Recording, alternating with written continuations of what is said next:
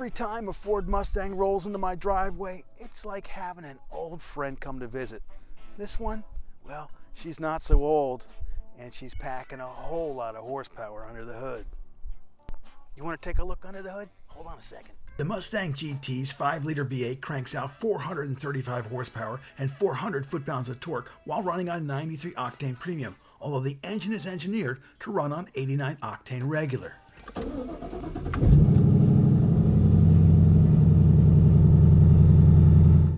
It's EPA rated to deliver 16 miles per gallon in the city, 25 miles per gallon on the highway, and 19 miles per gallon combined.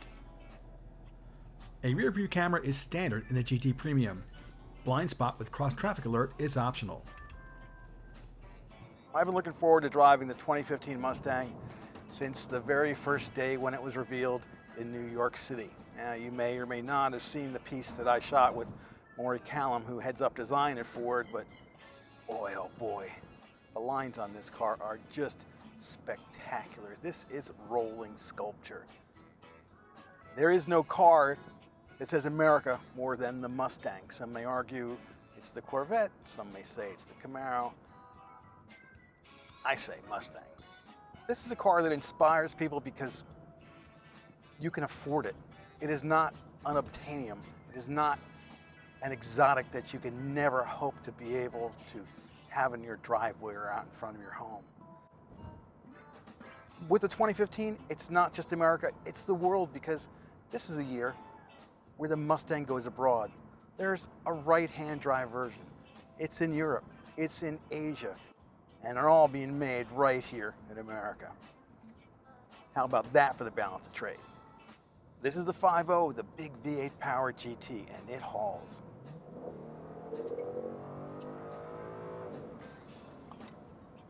And it hauls down in a hurry. The GT Premium is fitted with 14-inch brake rotors and 4 piston calipers at the front and 13-inch rotors with single piston calipers at the rear. 15-inch front rotors and 6-piston Brembo calipers are optional. The big news for the drivers, of course, is that 2015 marks the year where we've got independent suspension in the rear, which we've never had before.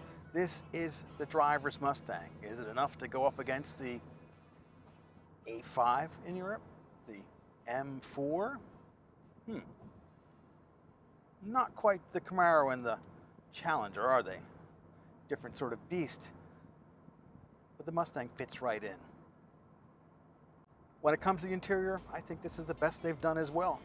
Clearly inspired by the P51 Mustang from the ground speed on the speedometer. These fantastic little switches down here. You may think, oh, did that come from a Mini Cooper? No, it came from an airplane, the P51 Mustang. So you've got your hazard lights, your traction control, your steering control. You can control the amount of play in the steering, and you have your mode, so you can turn it from a normal or comfortable beast into a snarling little sport machine. Changes up the shift patterns, makes it more snappy. Most of the time, you're in normal, maybe you're in comfort. When you want to be boy racer, kick down to sport.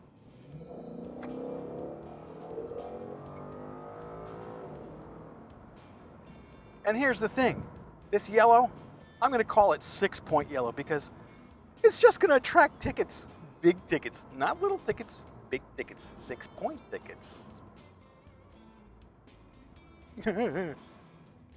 This is, unfortunately, an automatic.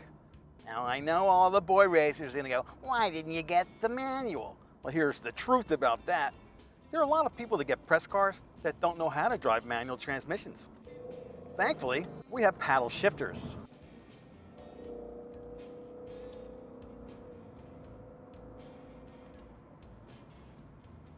Drop it into sport mode and it's snap, crackle, and pop. These seats are perhaps the most comfortable Recaros that I've ever sat in. I fit just right today, but that's only because I did not have a big lunch and I'm not wearing a large coat. The seats are a little bit tight, so like anything else, you've got to try them on to make sure they fit you. While the GT Premium's standard leather trim bucket seats feature heating and cooling, along with power lumbar support and 6-way power, you give all that up with the optional Recaros. I'm tooling along at 50 miles an hour. The engine, well, she's spinning about 1500, just a hair over 1500 RPM. The steering wheel plays into that old airplane look. The controls are extensive. You have on the left side control over the center information display. Below that, cruise control. And then on the right side, you have your multimedia, right? Your sync controls. And below that, your Bluetooth for your phone. The shape, real nice, not overdone. Nice place at 2 and 10. There's plenty of squish. There's a nice grain to the wheel. It's not overdone. Not understated either, but it's not overdone. And then of course you have the paddle shifters. They are on the wheel and they are plastic. Hey, they had to save a little money someplace. But they do work in lieu of a manual shifter. I myself really wish this car had a manual shifter, but hey, what are you gonna do? The 2015 is equipped with Sync 2. If you want the latest and greatest Sync 3, you're gonna have to wait till 2016. There are USB and 12-volt outlets at the base of the dash and inside the center console.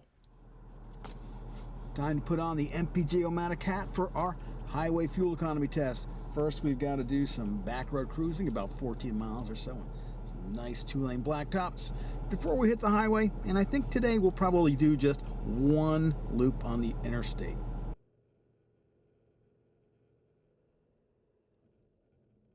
.3-mile back road leg, 26.1 miles per gallon. Most of that was 45 mile per hour 2-lane blacktop, bunch of lights, and some stuff crawling through town. Overall, not too shabby. Let's go hit the highway. We did it about 40.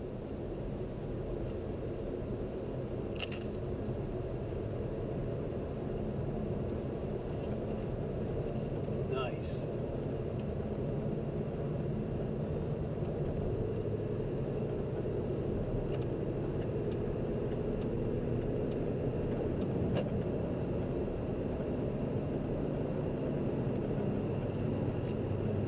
Burbling up the hill at about 55. Should hit 60 by the time we crest.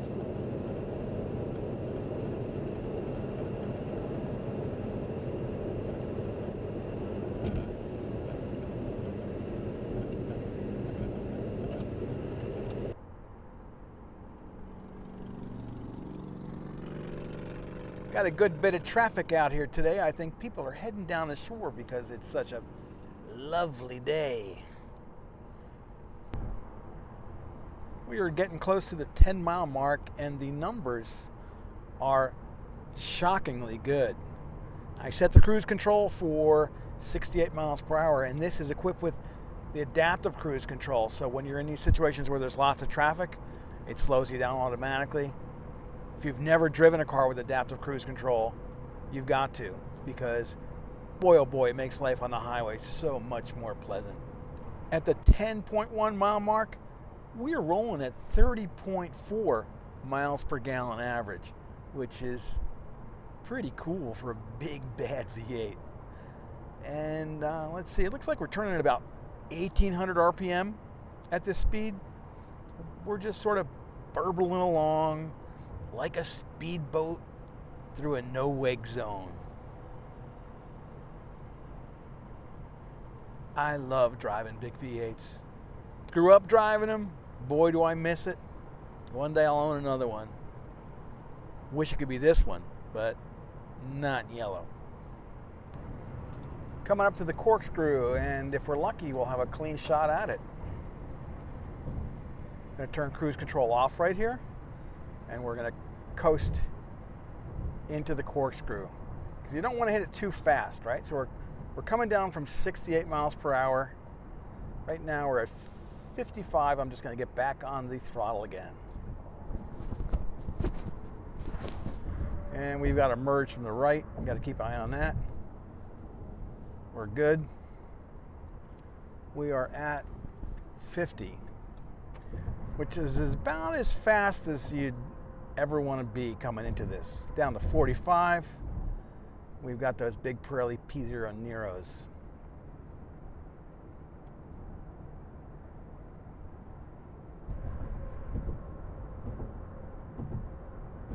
Boy, this feels good.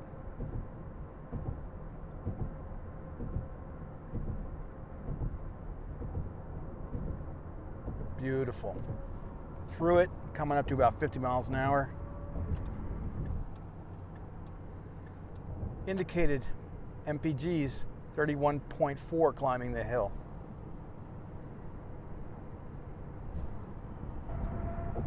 That's average.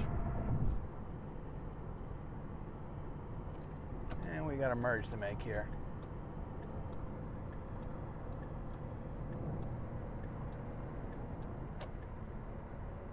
We're good. Maniac coming up in the right-hand side.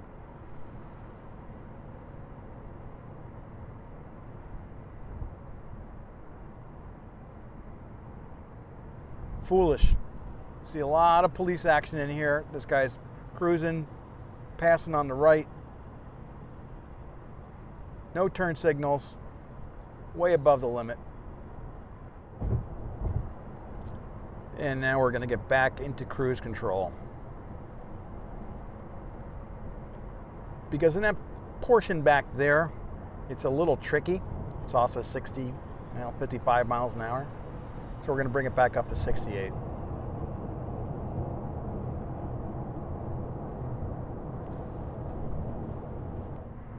Coming up to the turnaround point and turning cruise control off.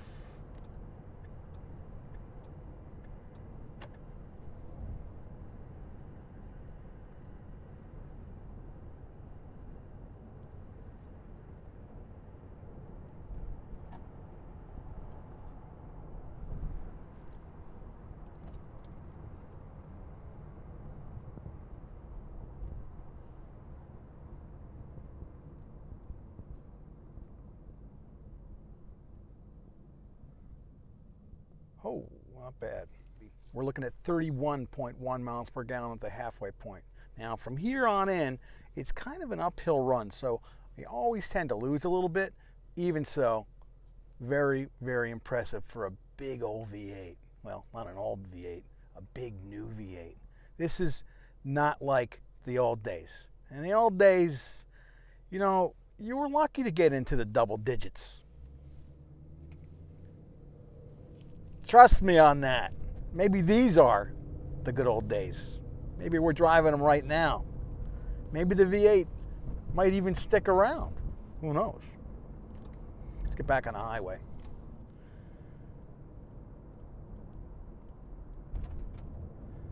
Take it nice and easy onto the ramp. Hopefully we don't have to stomp on it and suck up all that gas. Something this big, bad, and bright yellow, you just pick your spot. And they let you in, baby. Once I get to the top of the hill, I'll pop it back into cruise control.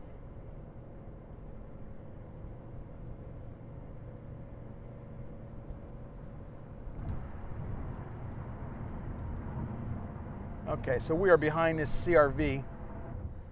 It's set for 62, and I'm just going to go ahead and set it to 68. And as that CRV accelerates, we're going to accelerate right along with it without having to touch the pedals. Adaptive cruise is just the coolest. Now, as traffic starts to jam in front of us, we slow up. And I'm going to wait for this car to pass us. I'm going to head for the fast lane. And it accelerates by itself. When it sees this CRV in front of us, it's going to slow down a little bit. Kind of gets on the brakes. And then once the little Honda starts accelerating, we accelerate right along with it. Watch as she moves. We'll pick up a little speed. Now let's get back into the right lane. Because the law here is keep right except to pass.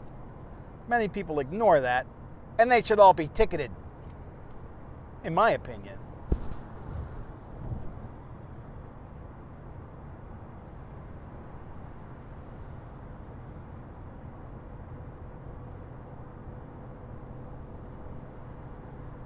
And at this point, we're looking at 30.1 miles per gallon.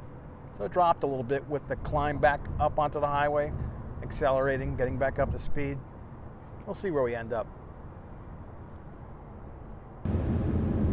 And the official number is 30.2 miles per gallon. The GT Fastback's rear seat provides 30.6 inches of legroom, 47.4 inches of hip room, and 34.8 inches of headroom. You have to experience it to truly understand. Oh yeah.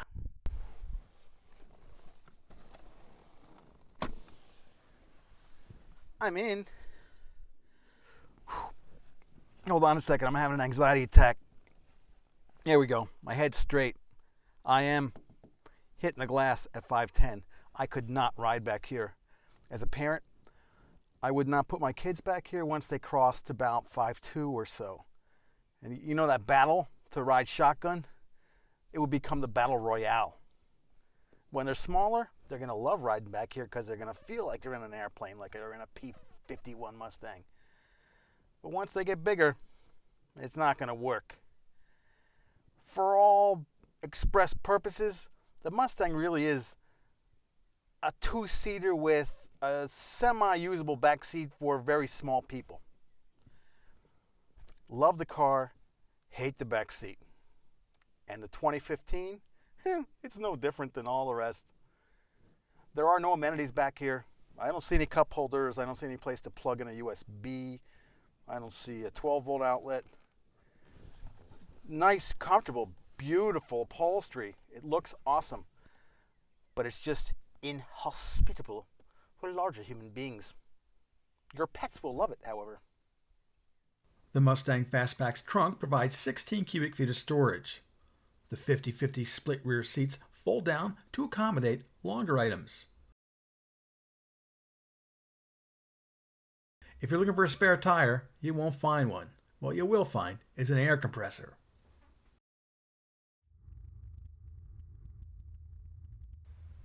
While manual transmission GTs are equipped with launch controls, automatics are not. I took 2 0 to 60 runs from a standing stop. Well, I smoked the tires pretty bad on the first run, and a little too much spin on the second run landed a 5.1. When all things are right and there's 93 octane fuel in the tank, the GT should be good for mid to high fours in stock form. Once the tuners get a hold of it, watch out.